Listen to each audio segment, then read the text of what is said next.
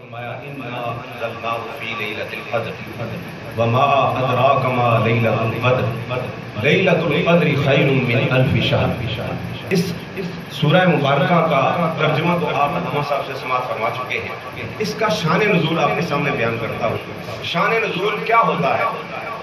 اس آیت مبارکہ کے نازل ہونے کی کیا وجہ تھی، کیا حالات تھے، کیا وجہ ہوئی کہ وہ آیت مبارکہ نازل؟ تو حضور صلی اللہ علیہ وسلم اپنے صحابہ کو بنی اسرائیل کے ایک شخص کا واقعہ بیان فرما رہے تھے۔ آقا کریم صلی اللہ علیہ وسلم نے ارشاد فرمایا، میرے صحابہ، بنی اسرائیل کا ایک شخص تھا جس نے 83 سال 4 ماہ تک اللہ تبارک و تعالیٰ کی اس طرح عبادت کی کہ دن کو وہ روزہ رکھ کے اللہ تبارک و تعالیٰ کی راہ میں جہاد کرتا تھا، اور رات کو اللہ تبارک و تعالیٰ کی بارگاہ میں کھڑا ہو کر قیام میں اللہ تبارک و تعالیٰ کی بارگاہ میں عبادت کیا کرتا تھا۔ 83 سال 4 ماہ تک لگاتار اس کا یہی سلسلہ رہا کہ صبح اٹھتا، روزہ رکھتا اور اللہ تبارک و تعالیٰ کی بارگاہ میں جہاد کے لیے نکل جاتا، اور جب رات کو واپس آتا تو اللہ تبارک و تعالیٰ کی بارگاہ میں کھڑے ہو کر عبادت اور ریاضت میں ساری رات گزارتا۔ صحابہ نے عرض کی، یا رسول اللہ، اس شخص کو کی کتنی قدر و منزلت ہوگی اللہ تبارک و تعالیٰ کی بارگاہ میں؟ ہم تو اس کی نیکیوں تک پہنچ بھی نہیں سکتے، ہم تو اس کی قدر و منزلت تک پہنچ بھی نہیں سکتے۔ گفتگو چل ہی رہی تھی کہ اللہ تبارک و تعالیٰ نے جبریل امین کے ذریعے سے یہ سورہ مبارکہ نازل فرمائی اور فرمایا کہ جبریل جا کر میرے محبوب کو بتا دو کہ یہ جو صحابہ گھبرا رہے ہیں کہ یا رسول اللہ، اس شخص جیسی عبادت ہم کیسے حاصل کر سکتے ہیں؟ اللہ تبارک و تعالیٰ فرما رہا ہے، میرے محبوب، انا انزلناہ فی لیلۃ القدر وما ادراک ما لیلۃ القدر، ہم نے اس کو قدر والی رات کو نازل کیا ہے، اور یہ نادان کیا جانے گا قدر والی رات کیا ہے؟ لیلۃ القدر خیر من الف شہر، یہ ایسی رات آپ کی امت کو ہم نے عطا کی ہے کہ جس میں اگر آپ کا امتی عبادت کرے گا تو 1000 ماہ سے زیادہ عبادت کا ثواب اسے عطا کر دے گا۔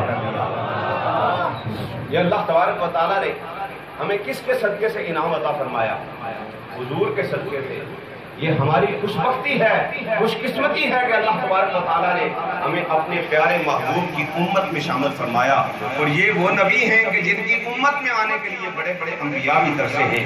حضرت ابراہیم نبی جنا علیہ السلام، آپ اتنے انبیاء کے والد ہیں، اللہ تبارک و تعالیٰ کے بڑے جلیل القدر نبی ہیں۔ حضور صلی اللہ علیہ وسلم کے بعد سارے نبیوں میں سب سے افضل مقام و مرتبہ اگر کسی کا ہے تو حضرت ابراہیم علیہ السلام کا ہے۔ آپ اللہ تبارک و تعالیٰ کی بارگاہ میں ہاتھ اٹھا کر دعا کرتے ہیں تو دعا کیا کرتے ہیں؟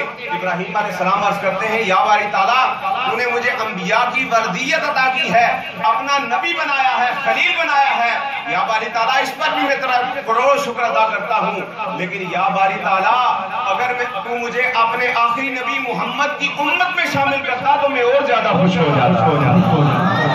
یہ حضرت ابراہیم علیہ السلام کی خواہش ہے، اور حضرت موسیٰ علیہ السلام کے سامنے اللہ تبارک و تعالیٰ نے ارشاد فرمایا کہ موسیٰ، ایک میرے آخری نبی محمد کی ایک امت آئے گی کہ جو امت عمل تھوڑا کرے گی لیکن اس کو اجر و ثواب زیادہ عطا کروں گا۔ عمل تھوڑا کرے گی لیکن اجر و ثواب زیادہ عطا کروں گا، ایک ایسی امت ہے۔ حضرت موسیٰ علیہ السلام نے عرض کی، یا باری تعالیٰ، وہ امت کو مجھے عطا فرما دے۔ آقا کریم اللہ تبارک و تعالیٰ نے ارشاد فرمایا، اے موسیٰ، وہ امت میں تجھے نہیں عطا فرما سکتا کیونکہ وہ میرے پیارے حبیب محمد مصطفیٰ کی امت ہے۔ موسیٰ علیہ السلام عرض کرتے ہیں، یا باری تعالیٰ، اگر تو مجھے وہ امت عطا نہیں کرتا تو مجھے اس نبی کا امتی ہی بنا دے، مجھے اس نبی کا امتی ہی بنا دے۔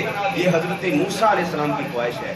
دیکھیں اللہ تبارک و تعالیٰ نے ہمیں حضور صلی اللہ علیہ وسلم کی امت میں شامل فرمایا ہے، ہم ساری زندگی سجدے میں سر رکھ کے اللہ تبارک و تعالیٰ کا شکر ادا کرتے رہیں، یہ شکر ادا نہیں ہو سکتا۔ حضرت جبریل امین اللہ تبارک و تعالیٰ کے مقرب فرشتے رب تبارک و تعالیٰ کی بارگاہ میں 4 رکعت نماز ادا کرتے ہیں، اور کس طرح ادا کرتے ہیں 4 رکعت نماز کہ اللہ تبارک و تعالیٰ کی بارگاہ میں اللہ اکبر کہہ کے قیام میں کھڑے ہوتے ہیں تو 70,000 سال قیام میں کھڑے رہتے ہیں، 70,000 سال قیام میں کھڑے رہتے ہیں، اور پھر رکوع میں جاتے ہیں تو 70,000 سال رکوع میں رہتے ہیں، پھر رکوع سے اٹھتے ہیں تو 70,000 سال کھڑے رہتے ہیں، پھر پہلے سجدے میں جاتے ہیں تو 70,000 سال سجدے میں لگاتے ہیں، سجدے سے اٹھتے ہیں جلسے میں بیٹھتے ہیں تو 70,000 سال بیٹھ کر اللہ کی تسبیحات پڑھتے رہتے ہیں، پھر دوسرے سجدے میں جاتے ہیں تو 70,000 سال سجدے میں لگاتے ہیں۔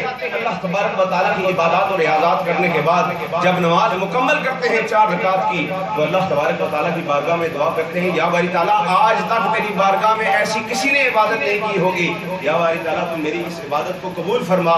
اللہ تبارک و تعالیٰ ارشاد فرماتا ہے اے جبریل تو نے بہت بڑی عبادت کی ہے، تیری عبادت پر میں خوش ہوا ہوں، تجھے انعام بھی عطا کرتا ہوں، لیکن اے جبریل سن لے میرے آخری نبی محمد کی امت، تو نے یہ 4 رکعتیں اتنی زیادہ عمر میں گزاری ہے، میرے آخری نبی کی امت اگر 2 رکعت فرض نماز ادا کرے گی تو تیرے اس نماز سے زیادہ اجر و ثواب ادا کرے گی۔ نعرہ تکبیر، نعرہ رسالت، نعرہ حیدری، عظمت و شان مصطفیٰ۔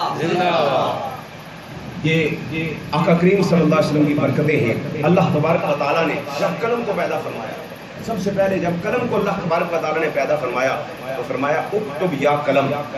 میں بات کو مختصر اور شارٹ کرنے کی کوشش کر رہا ہوں اور آسان کرنے کی کوشش کر رہا ہوں تاکہ آپ کو بات سمجھ بھی آئے۔ اللہ تبارک و تعالیٰ نے ارشاد فرمایا اکتب یا قلم، اے قلم لکھ، تو قلم نے لکھنا شروع کر دیا۔ کیا لکھا؟ آدم علیہ السلام اللہ تبارک و تعالیٰ کے نبی دنیا میں جائیں گے اور دنیا میں اللہ تبارک و تعالیٰ کے نبی اپنی امت کو تبلیغ کریں گے، امت نافرمان ہوگی، گناہگار ہوگی، اللہ تبارک و تعالیٰ عذاب نازل فرمائے گا۔ نوح علیہ السلام دنیا میں جائیں گے، اپنی امت کو تبلیغ کریں گے، امت گناہگار ہوگی، اللہ تبارک و تعالیٰ عذاب نازل فرمائے گا۔ اسی طرح کرتے کرتے سب نبیوں کی امتوں کا ذکر قلم نے لکھا۔ موسیٰ علیہ السلام آئیں گے، امت گناہگار ہوگی، اللہ تبارک و تعالیٰ عذاب نازل فرمائے گا۔